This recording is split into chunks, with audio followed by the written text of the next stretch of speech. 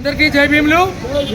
దేశంలో నరేంద్ర మోడీ బీజేపీ ప్రభుత్వం, తెలంగాణలో రేవంత్ రెడ్డి నాయకత్వంలో ఉన్న ఆర్ఎస్ఎస్ మనువాద కాంగ్రెస్ ప్రభుత్వం, రెండు కేంద్ర రాష్ట్ర ప్రభుత్వాలు భారత రాజ్యాంగానికి వ్యతిరేకంగా పాలన చేస్తున్నాయి.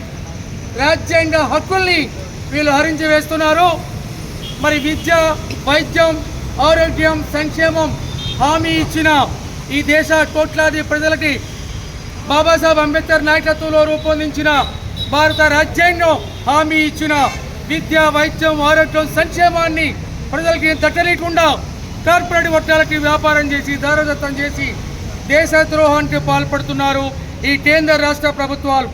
బీజేపీ నాయకత్వంలో ఎన్డీఏ కూటమి, కాంగ్రెస్ పార్టీ నాయకత్వంలో ఉన్న ఎన్డీఏ కూటమి, ఈ రెండు దోపిడీ కులాల రాబందుల మనువాదుల మాఫియా రాజకీయాలకు వ్యతిరేకంగా ప్రత్యామ్నాయ రాజకీయ శక్తుల్ని, ప్రత్యామ్నాయ రాజకీయ వ్యవస్థని భారతదేశంలో ముఖ్యంగా సౌత్ ఇండియాకి కేంద్రమైన హైదరాబాద్లో జాతీయ ప్రజాస్వామిక లౌకిక కూటమిని నేషనల్ డెమోక్రటిక్ సెక్యులర్ ఫ్రంట్ ఎన్డీఎస్ఎఫ్ని ఆవిర్భావం చేయడం జరిగింది.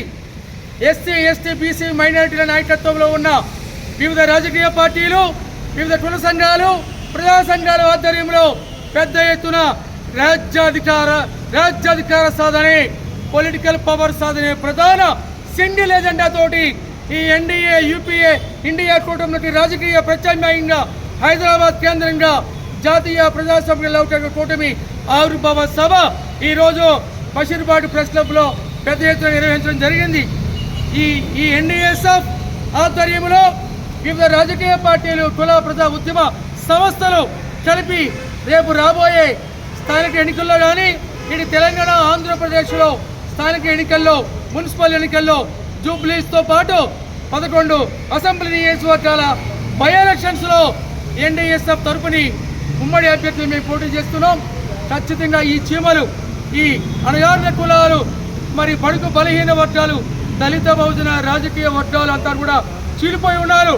ఈ చీలిపోయిన, విడిపోయిన పార్టీలుగా, కులాలుగా, ప్రాంతాలుగా చీలిపోయిన ఈ వర్గాలందరినీ కూడా ఎస్సీ, ఎస్టీ, బీసీ, ముస్లింలు, క్రైస్తవులు, బౌద్ధులు, సిక్కులు వంటి మత మైనారిటీలు, ఈ బడుగు బలహీన వర్గాలందరినీ కూడా ఏకం చేసి నరేంద్ర మోడీ కాంగ్రెస్ రెండు దోపిడీ కూటమిలకి రాజకీయ ప్రత్యామ్నాయంగా ఒక బలమైన రాజకీయ వ్యవస్థని ఎన్డీఎస్ఎఫ్ ద్వారా నిర్మిస్తామని, అదే రాజకీయ ప్రత్యామ్నాయమని ఈ సందర్భంగా తెలియజేస్తున్నాం. జై భీమ్.